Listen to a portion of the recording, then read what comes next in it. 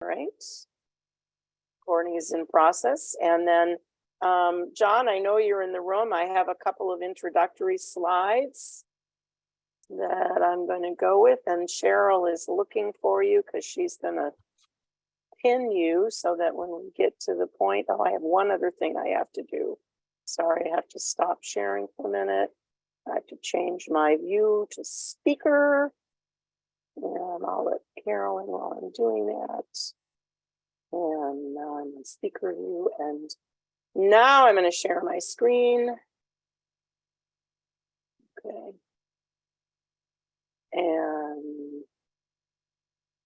start from the beginning. Here we go. Is the video on? Yes, the video is on. I think. I don't see it, but isn't it on? I think it is. I'm going to check this one more time. Okay, just a minute. Stop share. Yes, it is recording. I apologize for wanting to be like being anal about that. Okay. Sharing my screen. Okay. Tonight we're talking about the courts and more. I'll tell you what, I'm not sure when Carlene is going to get here, and because she's doing official business. And tonight is her last night as an employee of the Fair Maps Coalition. So what I want you to do is whenever you see her, before or now or whatever, put messages to her, thank you messages in the chat, because she has been just such a leader in the Fair Maps movement. And I'll print out the chat and she'll get it afterwards because I'm not sure when she's going to arrive. The other thing is, if you have questions for our guests, you can put those in the chat. The event video gets sent out, and the slide deck has many links, and they are usually highlighted in yellow. So, oh, golly, got it. I am like having technical problems. Okay, sorry about this. Okay. So the voters decided last week, they decided they like democracy. And the agenda is we're starting with John Nichols. Thank you, John, for being here. Then Rob Yablon is going to talk, and then we're going to do a thank you for Carlene. Our May meeting will be Matt Rothschild. He's coming in and talking to us about dark money. A reminder that the Joint Committee on Finance is holding their listening sessions. We'll talk about that at the end of the meeting. There's one tomorrow in Eau Claire and one Wednesday in Wisconsin Dells. In the slide deck, you're going to see a couple of slides, some from pollster Charles Franklin that talk about the race, and then this one from the New York Times that splits out the map a little bit differently. All right, what happened here? This is weird. I clicked that. Okay. Oh my gosh. What is going on? There. Okay. Welcome, John Nichols. So John is a pioneering political blogger, and he writes about politics for The Nation as a national affairs correspondent. His pieces have been circulated internationally, quoted in numerous books, and mentioned in debates on the floor of Congress. He's a contributing writer for The Progressive and In These Times. He's the associate editor of the Capital Times, the daily newspaper in Madison, Wisconsin. His articles have appeared in the New York Times and the Chicago Tribune and dozens of other newspapers. I am now going to stop sharing, and I'm going to mute myself, but I'm going to ask John one question. Tell us what happened last week and what you think about what happened last week. Is that a good enough question to get you going? It's fine. Thanks for getting through the slides, and thanks for having me. I appreciate it, and I'm very appreciative of all the work that you folks have done over the years and that you're doing right now. What happened last Tuesday was a remarkable transition point, or a critical juncture. It wasn't the end of anything, and that's important to understand. There's an awful lot of people who see it as, some sort of, triumphal moment. This was a spot where we enter into a period of possibility, and that's what it should be understood as. I'm not trying to take any of the romance or the happiness out of it, but I want to emphasize a little bit of realism with this regard. Now, first and foremost, what we have to understand is this started 15 years ago. And I won't go through the whole history, but I will tell you that 15 years ago, Wisconsin had not a liberal court. And many of the analyses are saying that for 15 years, conservatives have been in charge of the court. The best way to understand it is that 15 years ago, we had a swing court. We had a court with a group of very right-wing members. There were some progressive members. And then you had Patrick Crooks, who was sort of a swing vote. He was friends with Louis Butler, and they would occasionally do the right thing. And so that's the court that we had 15 years ago. Louis Butler was beaten in 2008 in the most racist campaign Wisconsin has seen up until the 2026 U.S. Senate campaign, or 2022 U.S. Senate campaign against Mandela Barnes. And with that racist campaign back in 2008, conservatives took control of the court. And they have had it for these last 15 years. The best way to understand the court over these 15 years, but particularly since 2011, when Scott Walker took charge, and Scott Walker came in as governor, he had a solid majority in the state legislature, both houses of the state legislature, and he had a partisan court on his side. Though the court is technically elected nonpartisan, the reality was that the majority on the state Supreme Court when Scott Walker came in was aligned with the Republican Party and was determined to approve whatever the Republican Party did. And that was a critical thing because many of the initiatives of Scott Walker's governorship were lawless. He and his legislative allies did things that faced legal challenge, and that if you'd had a mainstream legitimate court, when that challenge came to the court, they would have been overturned. That did not happen. And so as a result, we got Act 10, despite the fact that it was enacted by the legislature in a number of ways that went against the legislature's own rules. That then undermined labor unions, et cetera. We also got, obviously, a number of assaults on voting rights and elections here in Wisconsin, particularly the Gableman decision. This is back when Michael Gableman was a judge or a justice, and really damaging to a lot of the basic structures of voting rights. And of interest to this group, we got gerrymandered maps. And when those maps were challenged in the courts, instead of doing what would a court might reasonably have done, our court, rubber stamped them. It was very sympathetic to the Republican maps. And so much so that then when we come all the way forward to last year, 2021, 2022, you saw a majority on this court ultimately approve or show sympathy with Republican drawn maps for our legislative districts and our congressional districts. So the way to understand the Supreme Court is it's been a bulwark for the last 12 years for not just bad maps in Wisconsin, but for an assault on democracy that was a multi-tiered assault, assaulting voting rights, assaulting early voting, and also using gerrymandering to essentially render elections non-functional. So that's what we got. We came into the 2023 election with the one seat open. Obviously, everybody knows what happened. Janet Protasiewicz won. And she didn't win by a little bit. This is an important thing to understand. Thanks to three factors. Number one, a lousy opponent. Dan Kelly was almost a dream opponent. He had already been defeated by the voters of Wisconsin by more than 100,000 votes and came back as a candidate. Even conservatives said in the primary race, don't nominate Dan Kelly because he will lose. So right off the bat, you had a weak candidate being backed by the Republican Party and conservatives. Number two, you had the abortion issue raised by Dobbs, and the Dobbs decision of the U.S. Supreme Court last year, which had a profound impact and ought not be underestimated.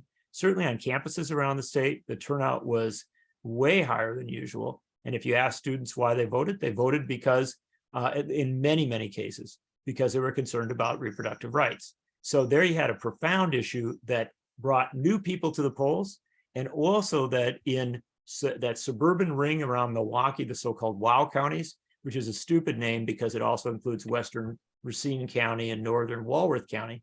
But in that ring around there, what you saw was a radical shift in voting patterns. You saw, in Walworth County, which voted for Goldwater, it's one of the more conservative counties in the state, 45% of the people voted for Janet Protasiewicz. That's a devastating number for the Republicans. In some of the other suburban counties, Protasiewicz was getting as high as 48, 49% of the vote. This is a circumstance that guaranteed a victory there. And a lot of that victory was sustained by people who were shifting on the abortion issue. But there's a final element, and I think this is the one that probably interests this group the most. And that is that there was a 10-year, really 12-year education campaign that took place in Wisconsin. If you'll remember 10, 12 years ago, Wisconsin was Tennessee. I mean, we're all watching Tennessee right now with this expulsion of these two young Black legislators for simply speaking out against gun violence, as well as the attempted expulsion of a woman legislator, white woman legislator as well. We went through a similar circumstance in Wisconsin. We had 14 state senators who fled the Capitol to try and prevent an anti-labor vote from coming through. When they came back, there was actually talk of expelling them. Many Republicans proposed to do that. But you had a circumstance with a number of factors in the failure to win the Supreme Court in 2011, the recall fights, which were somewhat successful, but not at the gubernatorial level, et cetera, et cetera, et cetera. Wisconsin looked pretty beaten down. And there really was a sense, I think, on the part of a lot of people, that this state couldn't come back, that it couldn't change back to its progressive traditions. Well, that didn't turn out to be the case. It took a long time and a lot of education.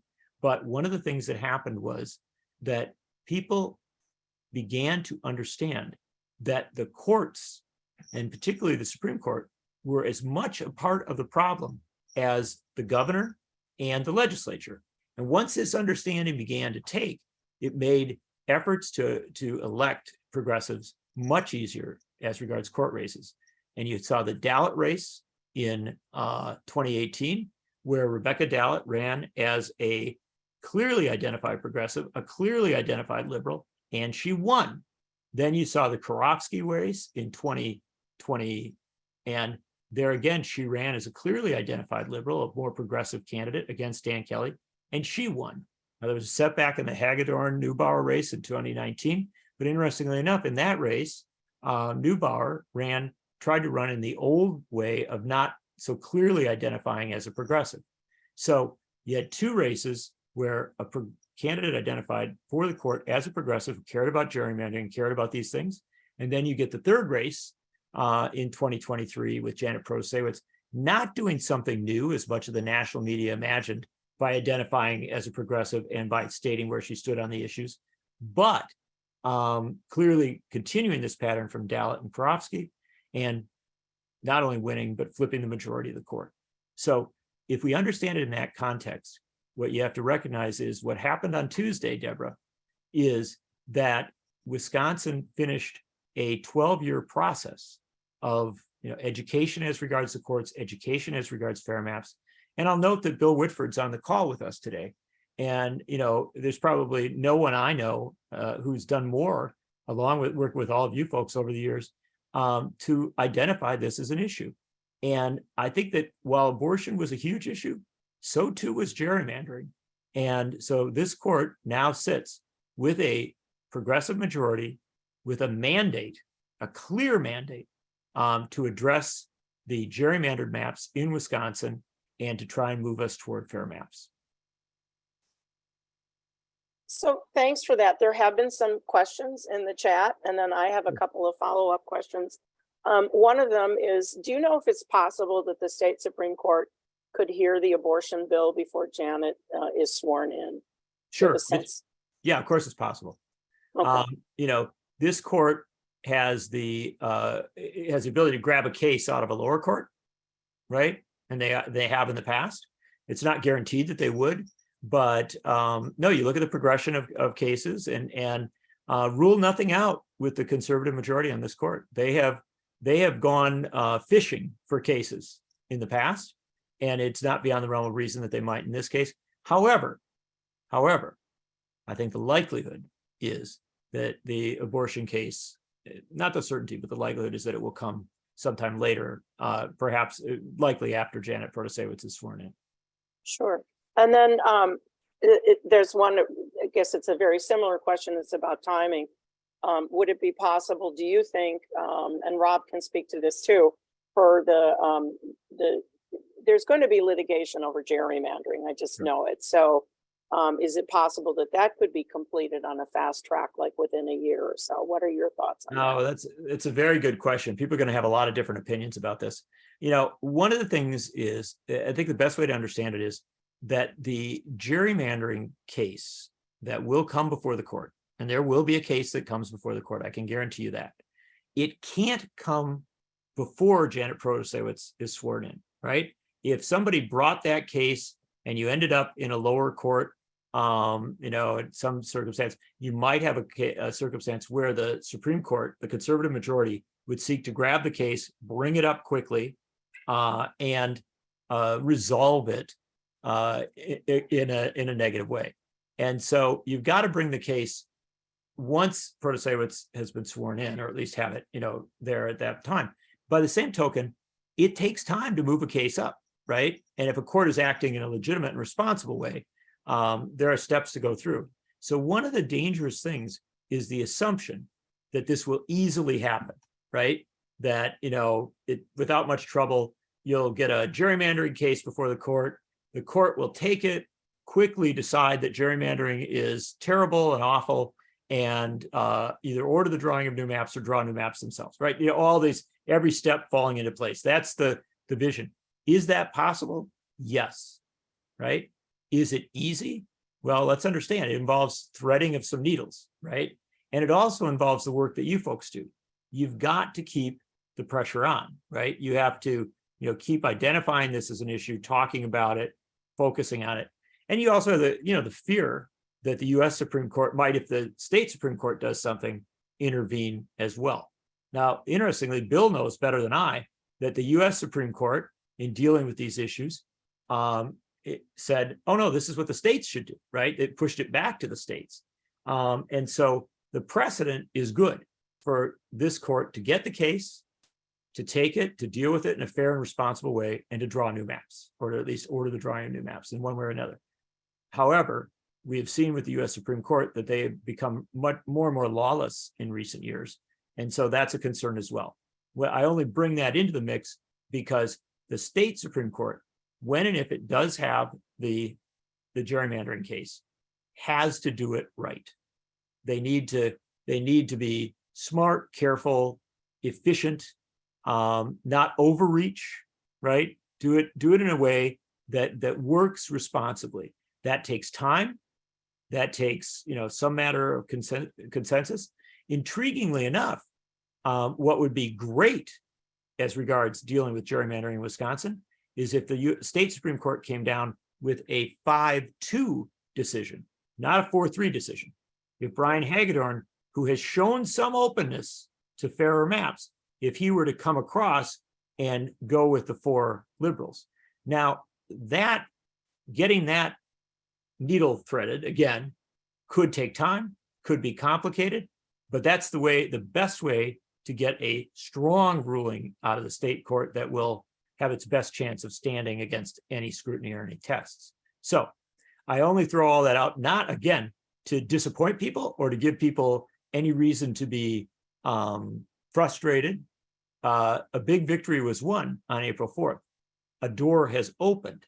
It's just a question of how we step through that door and making sure that it's done in the right way so that it doesn't get tripped up before you know, the 2024 election. To get it all done in time for the petitioning to get on the ballot for 2024, which is kind of an essential moment, means that you've got to be done pretty much in April, by April of 2024, perhaps even a little earlier. And that's tough, but it is doable. And if I had to bet, I would say that it is likely. That's good. Somebody else had asked that question about whether there could be a stall, and there could be efforts to stall to keep it from getting done. Oh yeah. So I have a couple that what you talked about sort of raised a couple of ideas in my mind. Last summer we started, almost a year ago, we started talking about democracy being on the ballot, and it was sort of like nobody noticed democracy was important. And now everybody's saying, oh yeah, we found out through polls that democracy was important. So I guess thoughts on that. Do you feel like, I know that I feel with people, they're more inclined to talk about that than they were a year or two ago. Have you sensed that as well? Absolutely, Deborah. In fact, I think this is a really important thing to understand. I think that if we go back to the fall of 2020, when Donald Trump began his efforts to overturn the election that he lost, and all the incidents and violence and conflict that came after that, I think that's heightened an understanding of democracy as an issue. Now, the weird part about it is people who care about democracy often second guess themselves. And they think, well, yeah, I know it's important to me, but I'm not sure it's important to everybody. What we found in 2022, in the midterm elections, was that it actually was a more important issue than most people, than I think a lot of strategists, Democratic strategists especially, than they understood. And one of the most interesting things about the fall of 2022 is that Joe Biden gave 2 speeches about democracy that were covered, reasonably well and got a reasonable amount of attention. In polling, those came out as some of his most well-regarded speeches. And in fact, I think people were, kind of focusing in on that issue. But I will tell you that in this Supreme Court election, I think the understanding that democracy was on the ballot really resonated. And it was because you were moving beyond the broad sweep of, say, a midterm election, the broad sweep of a presidential election, to a judicial race for a court seat that could flip control of the court in a state that was heavily gerrymandered. And people got it. I think it was well understood as an issue.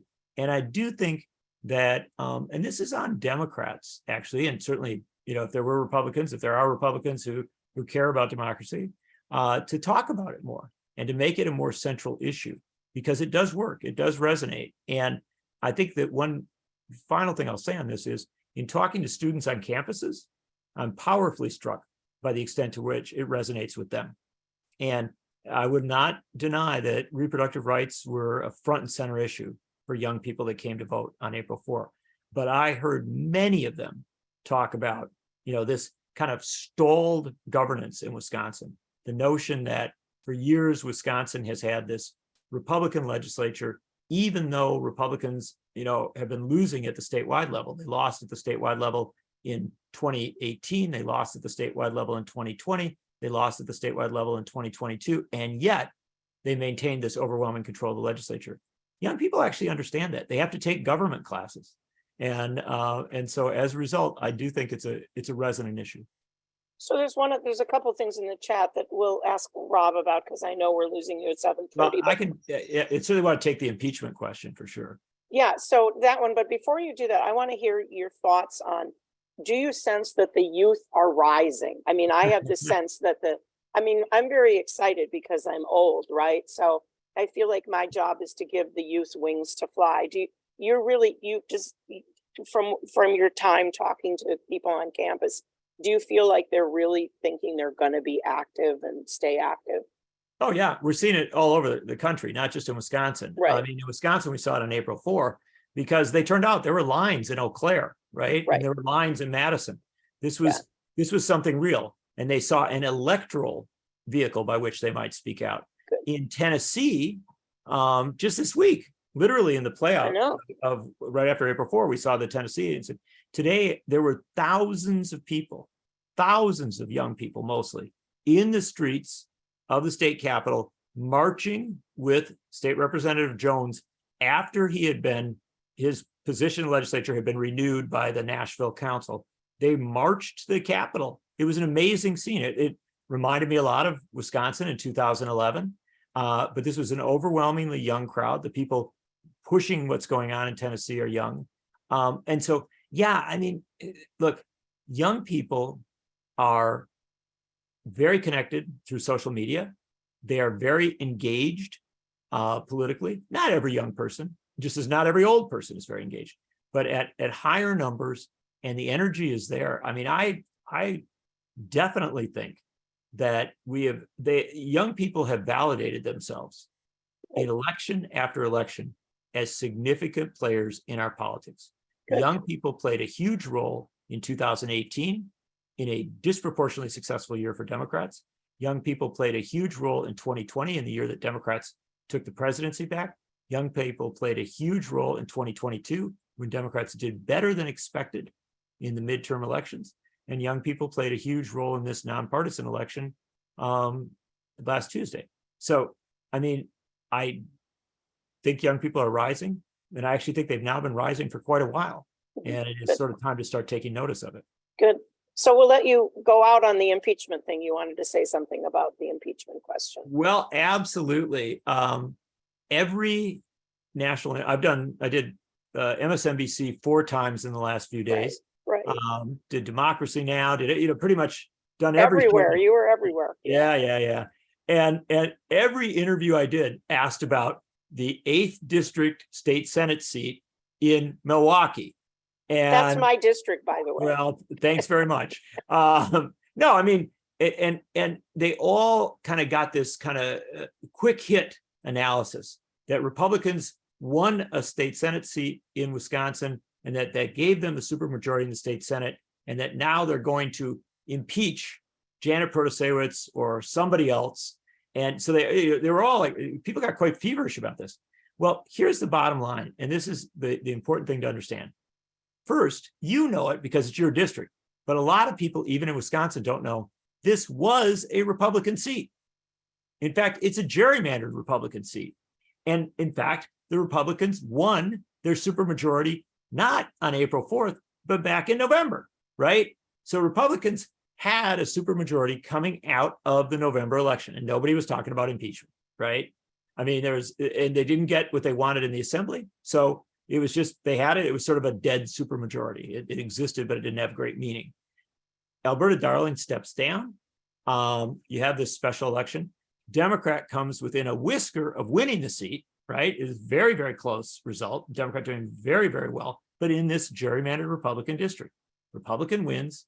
And because Dan Nodal, the guy who won, had mentioned impeachment, right, during his campaign, kind of as somewhat of an offhand remark, he, which by the way, I think hurt him after he made it.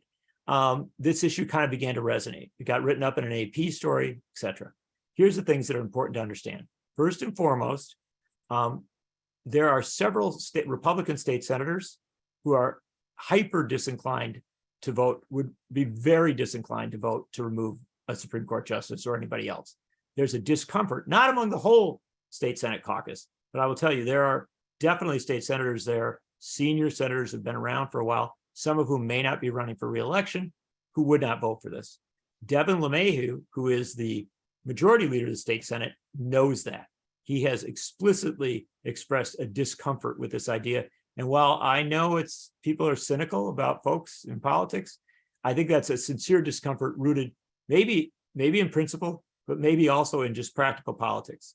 I think that he and Robin Vos over in the state assembly know full well that if they tried to impeach a Supreme Court justice or someone else, but let's say they tried to impeach Janet Protasiewicz because they didn't like her, because that's what Nodal talked about. If they tried to impeach her at this point, when she won by 200,000 votes, an 11-point margin, carrying 27 counties, winning not just in Madison and Milwaukee and in other urban areas, but also in rural counties all across western Wisconsin and up in northwest Wisconsin, it would be politically devastating for them. Just the effort to do it would blow up on them in bad ways. And, I mean, I would suggest that Joe Biden and Tammy Baldwin would barely have to campaign in 2024 if the Republicans try to stunt like that. They know this, but maybe I'm totally wrong in all of that. Maybe they're just the worst players in the world and they would actually go ahead and do this. What I always remind people is that if Janet Protasiewicz was removed, as an example, and I'm not saying she would be impeached, but if a Supreme Court justice was impeached, if she was removed in order to stop the court from dealing with gerrymandering, or to stop the court, something like that, who would appoint her replacement? The liberal Democratic governor of Wisconsin, Tony Evers.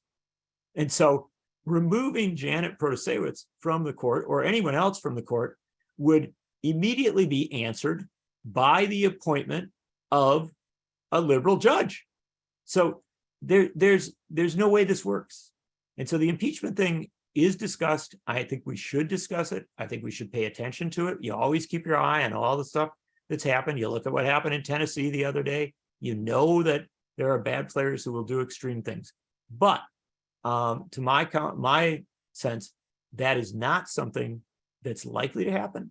And it's also something we should be careful about overemphasizing. And I'll tell you why. I think the reason that maybe perhaps some conservatives are very thrilled that there's a talk about impeachment is that they think it might intimidate the court, right? It might cause the 4 liberal justices of the court to be very cautious as they take on big issues, including gerrymandering. And that's the thing that can't happen, right? It would be a terrible result if the justices felt threatened with the prospect of impeachment if they did bold and appropriate things. I just don't think it's going to happen. I don't think there is going to be an impeachment, and I think the court should be bold. There's a lot of damage to be undone. There's a lot of messes that need to be addressed, not by being judicial activists, not by being partisan, but by returning to that classic Wisconsin balance where the court respected its role as an arbiter of fundamental issues and believed in a set of values. And one of those values is that fair elections, fair maps are better than unfair elections and gerrymandered maps. That's not a radical position. That's a mainstream position once held by Democrats and Republicans, liberals and conservatives. And that's the position that the court needs to reassert without caution, without being intimidated, and perhaps quickly. All right. Thank you so much, John, for tuning in. I know you have another engagement. Yeah, so I do. we will I will stop sharing. I will share the screen and introduce Rob, and we will let you go on your way. So well, before I go, let me thank everybody for the work that you do. It is so vital that grassroots activists, be they Democrats or Republicans, conservatives or liberals, wherever they come from, whatever their background, the grassroots activists are involved on this gerrymandering issue, because it really is the core democracy issue for Wisconsin. And I think we are closer now than we have been for a very long time to getting the fair maps that will give us fair elections. If we have fair elections, then we will finally get back to Robert M. La Follette's great promise that the will of the people shall be the law of the land. sure. Thanks Thank so much. you. Thanks. All right, I'm going to go back and share my screen and find the slide for our next guest. Okay, welcome to Rob Yablon.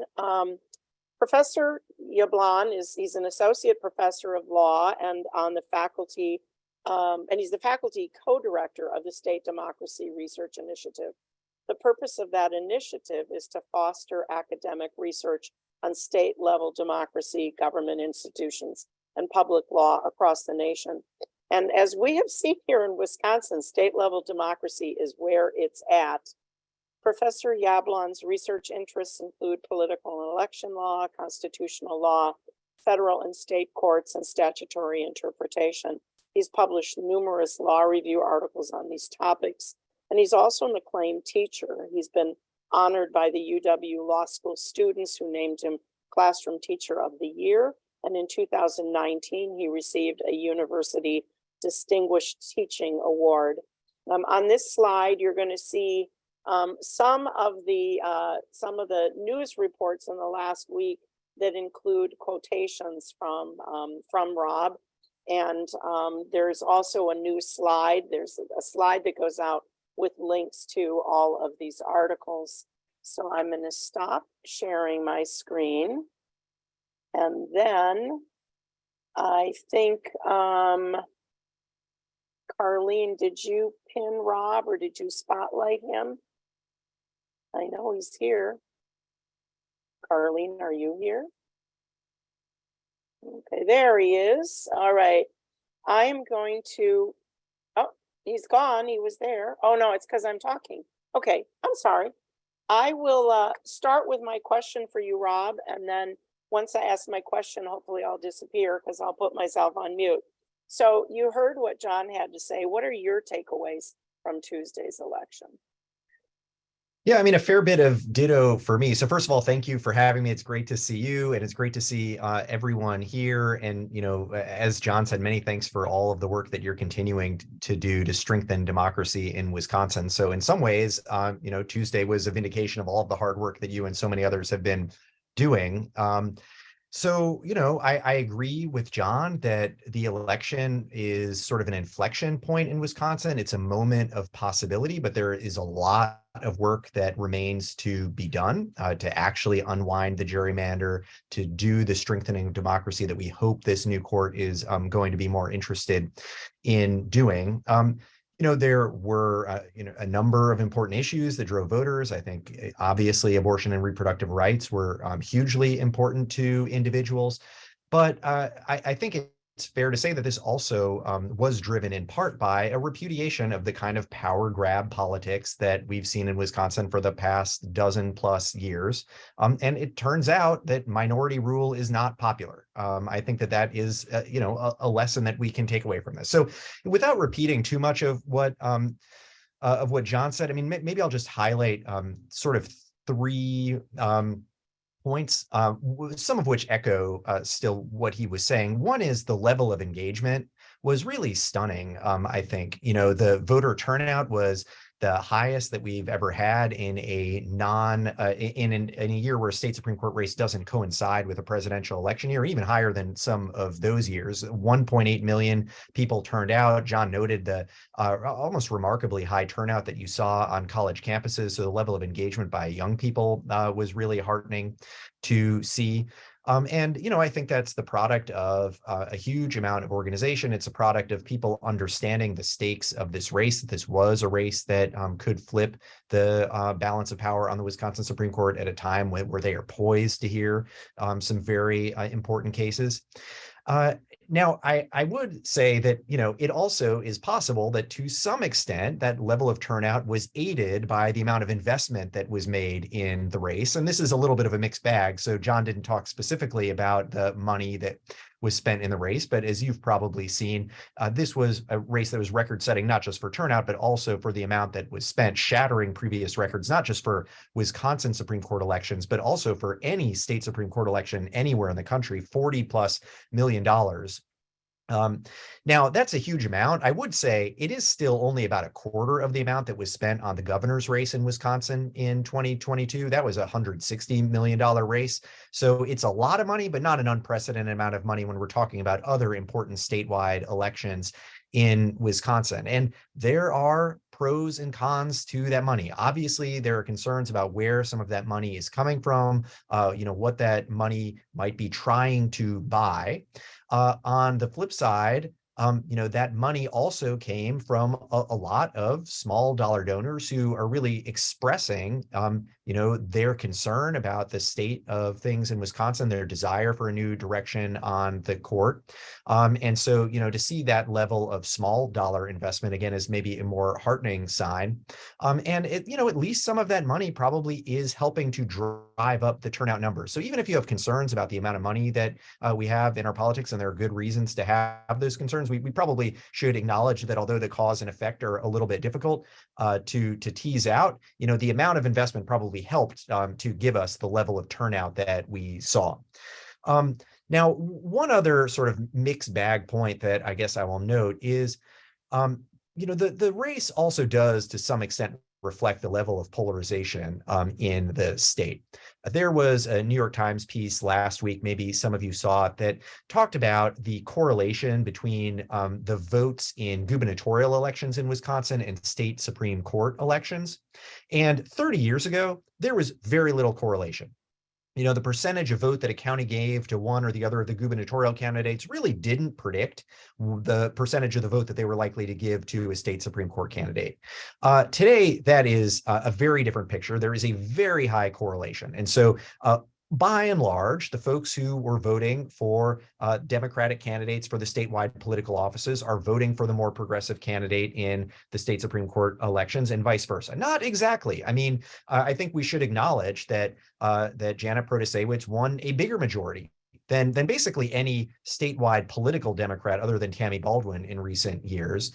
And similarly, Justice Karofsky, Justice Dallett, they all managed to win these 10-point margins. So there are some individuals who might not normally vote for Republicans for the political races who are voting for the more progressive candidates. And maybe that's because those candidates are speaking to issues that they truly do care the most about, whether that's reproductive rights, gerrymandering, or other issues.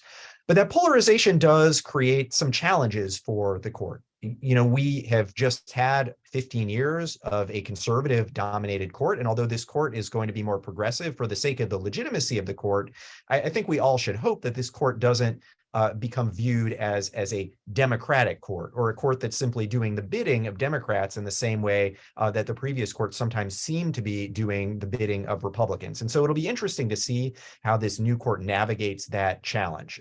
You know, what does it do to really try to retain its independence? If there are instances in which Democrats or liberals are engaging in mischief, will they call them out on it? I mean, I hope the answer to that is yes. Let me just say a couple of words about some of the cases that, you know, the pending or future cases that we touched on before that John mentioned, the abortion litigation, the potential future gerrymandering litigation. On the abortion litigation, you know, I agree with him that it is unlikely that the existing court will take up that case before August 1st. It would surprise me if that happened. That case is now pending. It's Call versus Armansky in the Dane County Circuit Court. The Attorney General's office, the Department of Justice, I think they've been very careful in that case not to be requesting things from the court at this stage that would prompt an appeal in the normal course, that would open the door to right now having this case go up. There is an oral argument that's scheduled in that case, I believe, on May 4th, which will be about a motion to dismiss the case. But I think that, you know, it will still be a little while before maybe the plaintiffs in that case, which is the Attorney General, and then also some individual plaintiffs, where they start seeking some affirmative relief and maybe try to get a temporary injunction against the 1849 law. When that happens, you know, that's when we might start climbing the chain and getting the case up to the Wisconsin Supreme Court, which I expect would happen sooner rather than later. As for the redistricting, right, there's no pending redistricting case right now. That will have to be a new case, likely one that won't get filed until after Protasiewicz takes her seat. And so what about the timing of that case? I'm sure that the folks who bring that case will want to try to get a result by early 2024, ideally by April, so that they would have new maps in place. And I do think that that is possible. I mean, keep in mind, that is almost the exact same as the litigation schedule that we were on in 2021 and 2022, where the original action was brought to the Wisconsin Supreme Court in August 2021, seeking new maps because of the census, and now the districts were unequally populated. It was litigated throughout the fall and winter. It even made a trip, unfortunately, up to the U.S. Supreme Court, came back down, and even with that detour, the Wisconsin Supreme Court was able to have new maps in place by April 15th. So we've seen that it can be done, but you know, that is faster than you often see litigation play out, and so there can be hurdles that are thrown up. No doubt the other side of this case will try to throw up whatever hurdles they can, and you know, trying, if they can, to get the U.S. Supreme Court involved again, whether that's on an issue related to the Voting Rights Act or something else. And so this is not going to be an easy path, but it is a doable path, and it'll be interesting to see how it plays out. It could get ugly. I mean, it really could, because you know, the folks who are defending the current maps, they're not going to have much to lose, and they're probably going to have their, you know, high-priced taxpayer-funded lawyers again, filing everything they can to try to slow things down. So why don't I stop there? I know you have more questions for me, Debbie. I do. Thank you for reminding me about the high-priced lawyers that we, the taxpayers, get to pay for. I'd forgotten that for a nanosecond. So there's something that that's not on my list of questions that I thought I'd ask you, but I think it's worth doing for this group.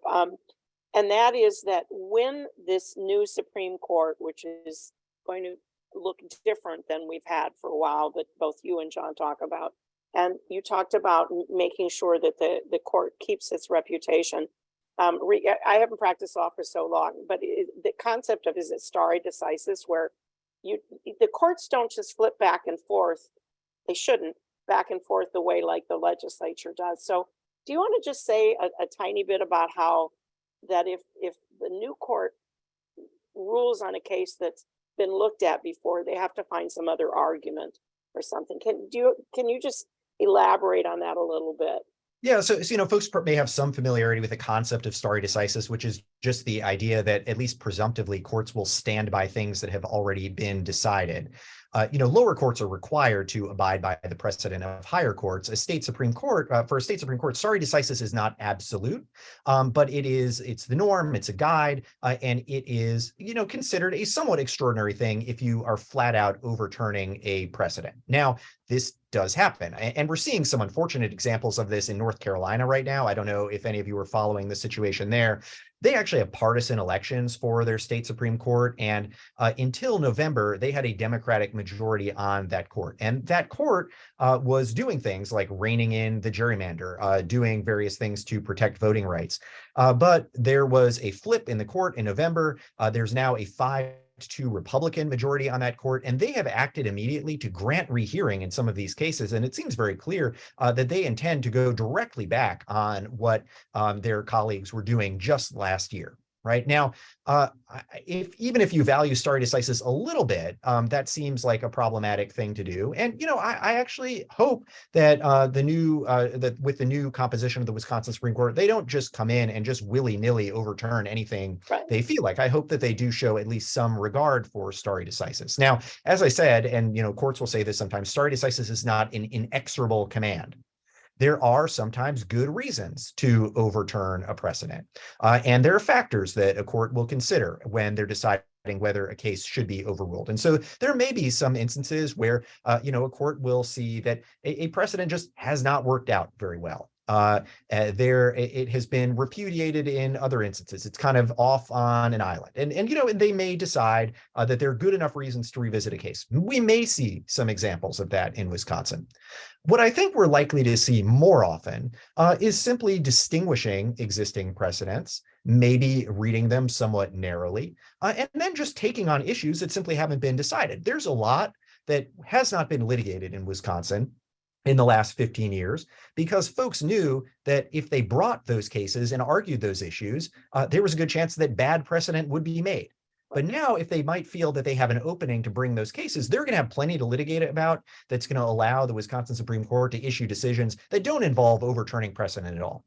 Now, on redistricting, it's a little bit complicated, because if we see a new redistricting case that is arguing that there is some kind of right to partisan fairness in the Wisconsin Constitution, they are going to have to overcome some unfavorable language in the Johnson versus Wisconsin Elections Commission case from 2021, 2022, where you had Justice Rebecca Bradley in that case saying that there was, this is almost a direct quote from her, maybe I'm getting it right, there is no right to partisan fairness in the Wisconsin Constitution.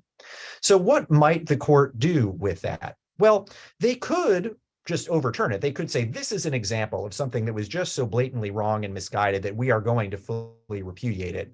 They also could say that it shouldn't count as binding precedent at all.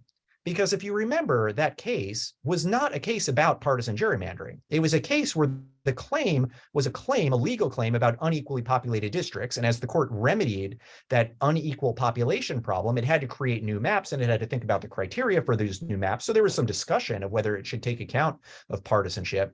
But the Wisconsin Supreme Court was not asked in that case to address a partisan gerrymandering claim. And so there are opportunities to say that the discussion in that case was unnecessary to the judgment of the court, or that it was ill-considered dicta because none of the parties fully, and if you look at the briefing in that case, you did not see fully articulated any notion of where in the Wisconsin Constitution the partisan gerrymandering claim could come from and why. And so once you fully develop that, I think it would be open for the court to say, now we're really considering this freshly for the first time.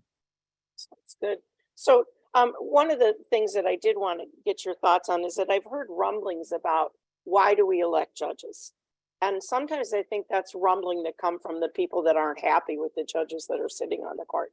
And my personal view has been, based on what I've seen, that it's as good a system as any other, because some of the political appointments I've not been so happy about. But what are your thoughts on electing judges versus appointing judges? And because especially when what you're doing was you're looking at states, all the states, and what their practices are. What are your thoughts on how we get our justices?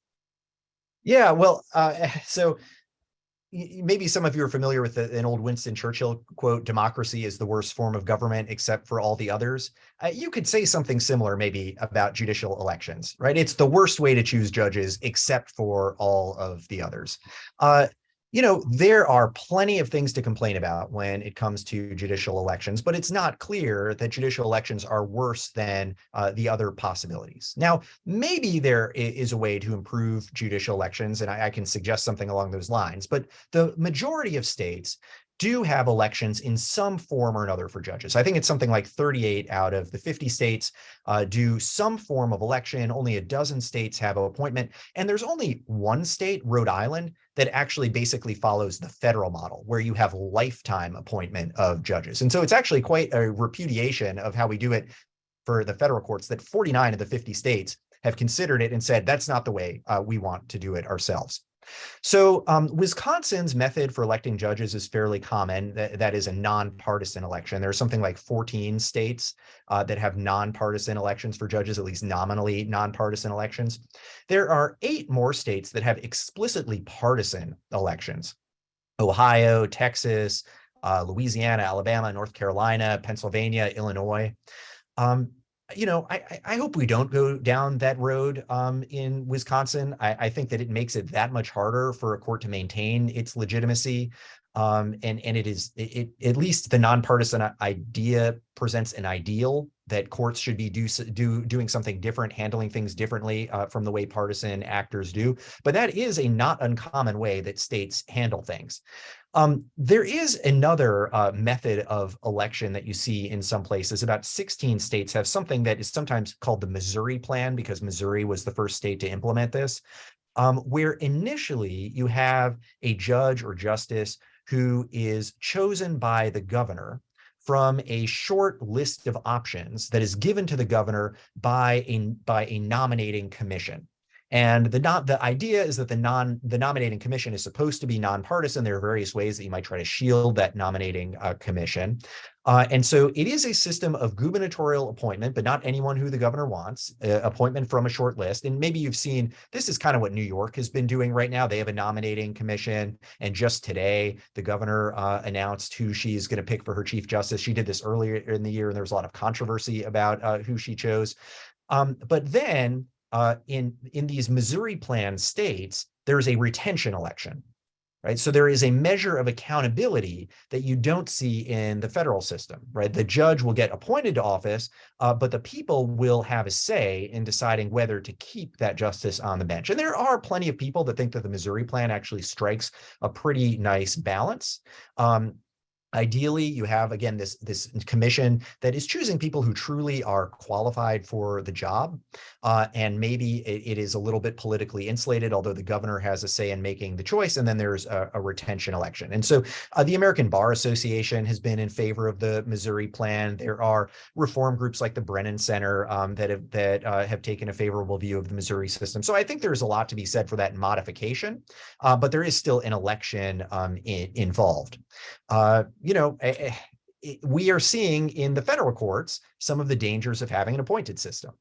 And especially an appointed system with life tenure. What do you lose there? You lose really any modicum of accountability other than whatever tiny bit you might get from the possibility of impeachment to remove someone. And one nice thing about what we've just seen in Wisconsin is if you have a court that departs too far from public opinion, the public is able to rein them in. And maybe that's something that we should want. Sure, good. Thanks for that. That somebody asked about, besides gerrymandering, what is your take on a series of voting rights issues, voter ID? Do you see like a whole bunch of things possibly coming up to this court? Uh, Probably. I suspect that people will try to litigate some of those issues. Again, there are some of these issues that are already sort of in the judicial system that haven't been decided yet. So there are still lingering questions, for example, when it comes to absentee voting, about what the process is for curing those absentee votes, what a complete address is for on your witness certification, that sort of thing. Those cases might bubble up to the Wisconsin Supreme Court before too long.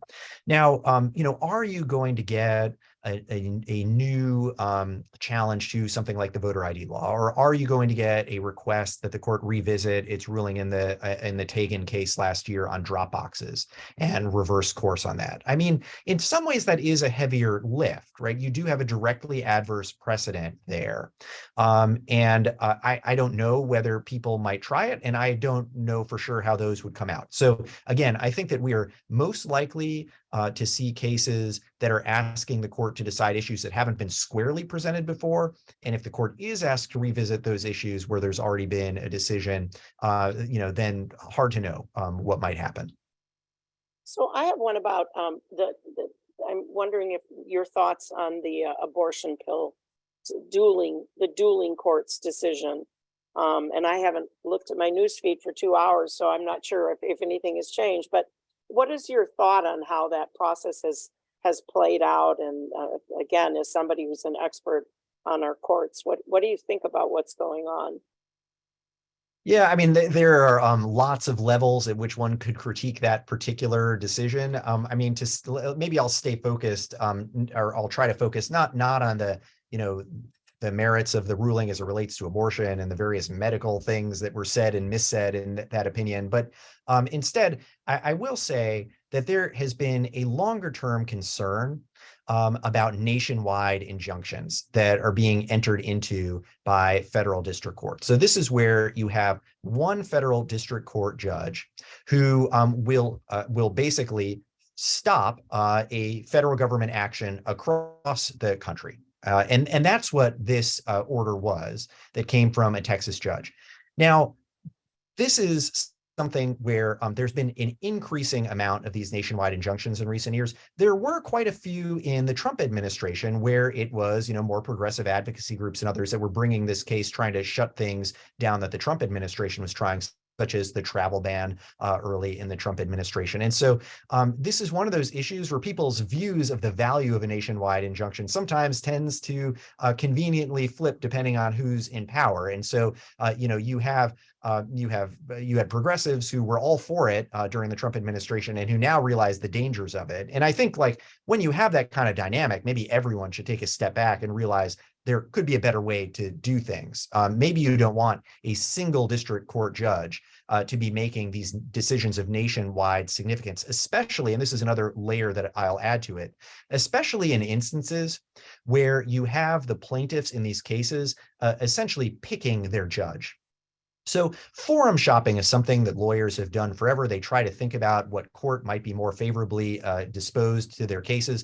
But there are some federal district courts in this country where, because of the fact that there might only be one judge who's sitting in a courthouse or two judges both appointed by the same president, you essentially, by filing in a particular place, know who your judge is going to be. And you can cherry pick your judge to try to get the result you want. And that seems to be exactly what was happening in this mifepristone case. And so when you pair the judge picking with the nationwide injunction, that doesn't seem to be a great way to run a judicial system. And there are some reforms that you might try. There was a period of time, say 50 plus years ago, where you had to have a 3-judge district court panel making some of these decisions with direct review in the US Supreme Court. And so maybe that is a slight check. There are some ways in which the US Supreme Court, if it wanted to, could constrain district courts when they do this. There are some legitimate questions about whether, the litigants in a case like this one really even have legal standing to seek the breadth of the relief that they're trying to seek. And so, those are some of the institutional problems that I would flag related to this order. And also, there is this fact that there is now a competing court order, and I haven't also checked my social media in the last couple hours, so I don't know if there's any latest development, but there was today the Department of Justice went to that district court in Washington that basically said, no, you need to keep mifepristone available, at least in states where abortion is legal. The government in that case asked for clarification of what its obligations were under its order. And the government is trying to figure this out. It is subject to two conflicting orders, and that's not a good position for the Department of Justice to be in. Sure. There was a question about the role of the legislature and the governor when the Wisconsin's maps get a relook. And I think we can just say, I know under the Constitution, the legislature, plays a role. And I know that was from Janie. I don't think we want to get into sort of specifics about how it might all play out. There was one other, okay. So my last question, which is sort of like a gossip kind of question, since this is one I'm just personally interested in, and if anybody else isn't interested, you can just wait till it's done answering it. You clerked for a Supreme Court justice, and I'm just curious what you think about the Clarence Thomas gifts debacle. I don't know, whatever you want to call it. Do you have any thoughts on that? Oh, goodness. Well, again, there are lots of different directions I could take this, I suppose. I mean, there is, first of all, the idea that Justice Thomas, maybe among all of the justices, loves to present himself as kind of like the common man, whose idea of a good vacation is getting in his RV and spending the nights in Walmart parking lots. And so it turns out that maybe there was more to the story. I think that this says a lot about the state of the Supreme Court today in various different ways. I mean, first of all, the state of ethics rules at the Supreme Court. The U.S. Supreme Court, as some of you may know, is not subject to the same ethics rules that other federal judges are subject to. And so this is a good example of why you might want to strengthen those ethics rules. And this is one of those instances where, who's guarding the guardians? Even if you have the rules in place, you need to think about how you're going to enforce those rules. And Justice Thomas's idea was that he didn't have to disclose these because the ethics rules had an exception for personal hospitality. And he just took an expansive view, I guess, of what personal hospitality entails. It, entails private jets and yachts in Indonesia, and give me more some of that personal hospitality, I guess, if that's what's on offer. But those rules actually have been changed to make clear that kind of personal hospitality ought to be disclosed. But the notion that he seems to have taken the narrowest view that he thought he could get away with those ethics rules is somewhat troubling. So, hopefully this will be an instance in which we see the ethics rules get strengthened. I guess the one other thing that I would say is, unfortunately, this is also just an instance in which we see the levels of polarization in our system, where you have many of Justice Thomas's allies coming to his defense because he is on their team. If you were just to ask people, would it be a problem if a Supreme Court justice, we're not going to name names, if a Supreme Court justice was accepting these private jet flights and yacht trips and spending weeks at a private, lodge with not just this individual, but other individuals who are lobbying but filing amicus briefs before the court, whatever. If you just laid out that scenario, but took away the name, I think you would have very broad bipartisan consensus that that's a problem. Right. And unfortunately, you end up losing a lot of that consensus just because this is a person who, many of the folks who are commenting on this now think is on their side. So I don't have great ideas for how we get past that. In a way, I hate to say it almost would have been better if, Justice Kagan also had been doing the same thing. And now we could have like a discussion more on equal footing. I don't think she was doing the same thing. But, it makes me less optimistic that we're actually going to be able to reform things given the level of polarization that we're seeing in the polarized reactions to what really ought to be a problem that is not a polarizing problem. Sure. All right. Thank you so much, Rob, for tuning in. We really appreciate it. And we're going to let you go to your young family. And thank you again for being here. So take care. And I'm going to go back to sharing my screen. There we go. And Carlene came in a while ago. I know she's here. So just so you know, in the slide deck, you're going to have a couple of slides that have many news articles you can read. And then a reminder to everyone that the next Supreme Court election is not that far away. It's 2026. So all of these races matter, we've learned. And then Carlene, I know you're here. I'm just going to control the slide deck for you if you want to take over. And then, okay, I'm going to say this again. I'm sorry. I did say to folks when they came in that I was going to ask, I asked them to send you notes in the chat to thank you for your work, because this is your last official meeting as an employee of the Fair Maps Coalition. So, and I will make sure that you get that chat. So if people want to add notes now that you're here, they may. And now I'll be quiet, Carlene, so you can talk. Well, thank you, Debbie. I appreciate that. Can everybody hear me? Yep. Awesome. So just a reminder that this past election really was a reflection of these issues that people across Wisconsin, no matter their political leanings, agree on, many of which are likely to be decided in this state Supreme Court. And to also remind you that our gerrymandered maps are the thing that connects. I used to teach English. I should know that. The maps connect these issues because we don't get any sort of legislation addressing these concerns. So again and again and again, we need to just keep coming back to the reason why the maps are important and the reason why this judicial election was so important for all of us who care about the maps. I think it's very likely that the maps will be the first thing that is litigated in the new court because so many of these issues that we care about could be decided legislatively and should not be decided in the courts. They are things that should be decided by legislators who collaborate for the common good of Wisconsinites. So it's what brought me to this work, and I hope will be what keeps you in this work. I'm trying to make the slides advance. Debbie, can you? Right. Yeah, I'm doing it. I'm doing it. I just want to thank you.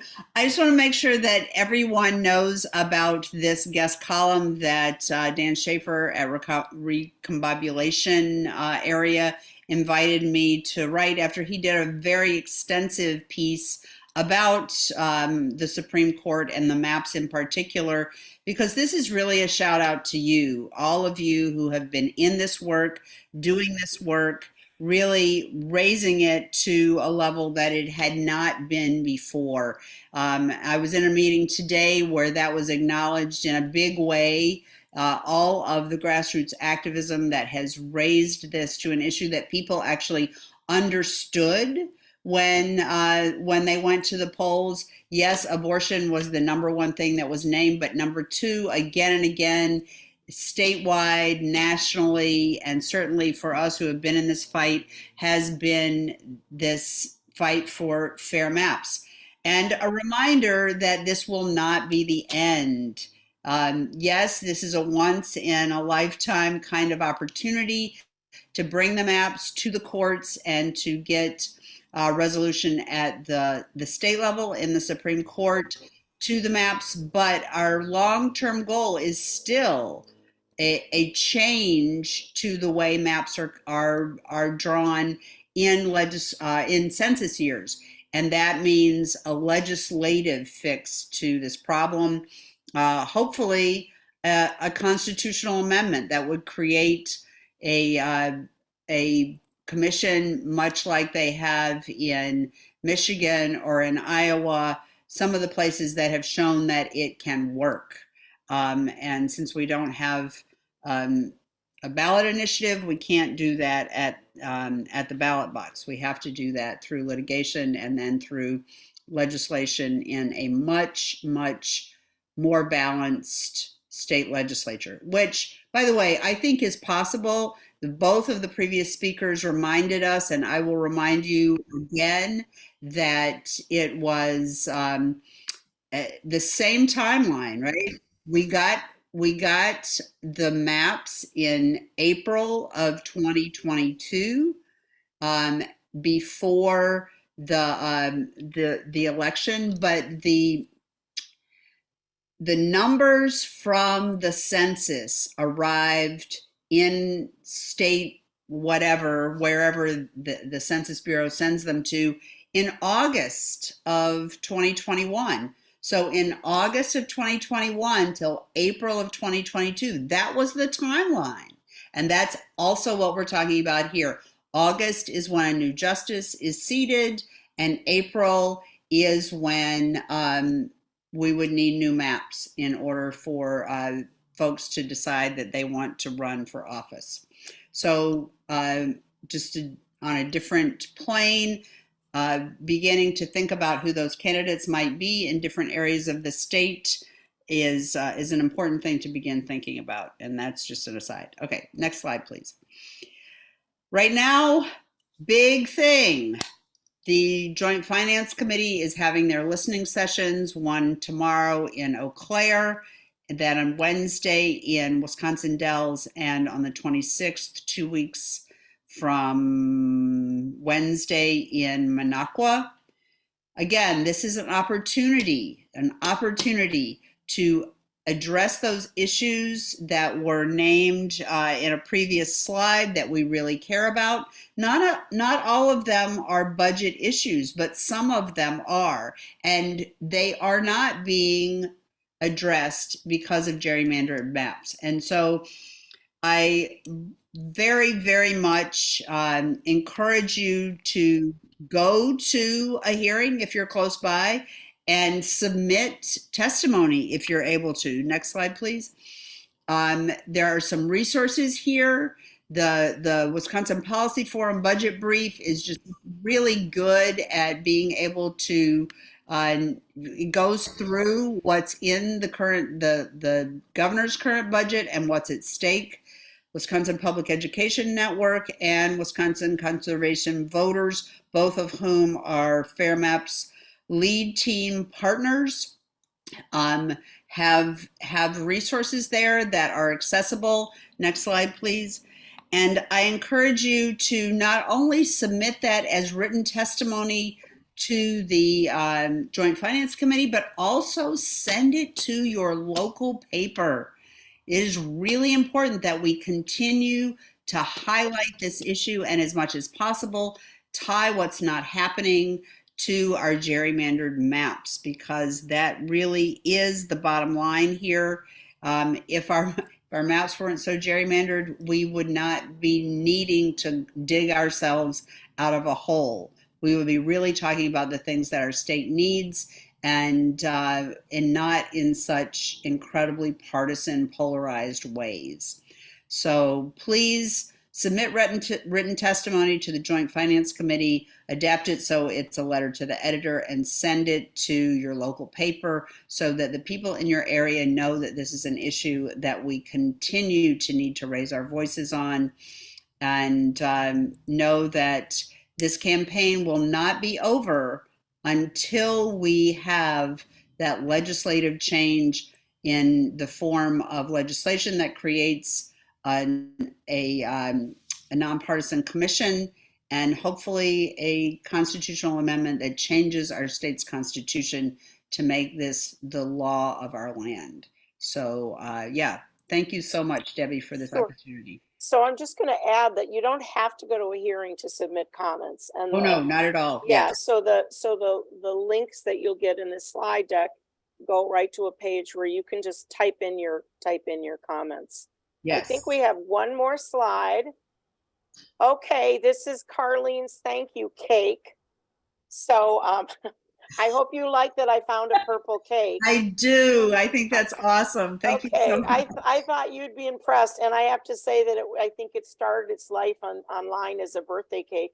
It had the number 5, so I put the Fair Maps Coalition. Ah, yeah. I put that in there. It's a pretty impressive. It's a pretty impressive cake. And I like to say that I made it, but I didn't. I'm going to change this to the gallery view so that we can just give whatever, I don't know, whoever, if you want to get off mute and give Carlene a shout out. And she's going to be coming to meetings in the future, but she is going to be coming as like public citizen. So I'll shut up now if anybody wants to say anything. Well, I will just say that I should have called it up. There's a great poem by Marge Piercy that is about. I shouldn't do this. About being. Oh, I love it when you cry. That's good. I Go hate ahead. it when I cry. I do it all the time, though. It's really hard not to. I love being in the work with people who are not afraid to get their hands dirty and really do the work, because the work is not just pontificating and learning. The work is work. It really is. It's hard. And sometimes it means that people get really not happy with you, but it is so worth it in the long run. And I'm so grateful to all of you for being in the work with me. It wouldn't be possible without you. So what I think we're going to do is, because there are a lot of people here, why don't we all go off of mute? So unmute yourself. Everyone can unmute yourself. And then I'm going to count down from 3. And after I go 3, 2, 1, then everybody's going to go, thank you, Carlene. And then we're going to call it a night. So 3, 2, 1. Thank you, Carlene. for all your All right. Thank you for your work. And with that, I'll say good night to everyone, and we'll see you in May. May. All right. No, yeah, May. We'll see you in May at the next meeting. Bye-bye.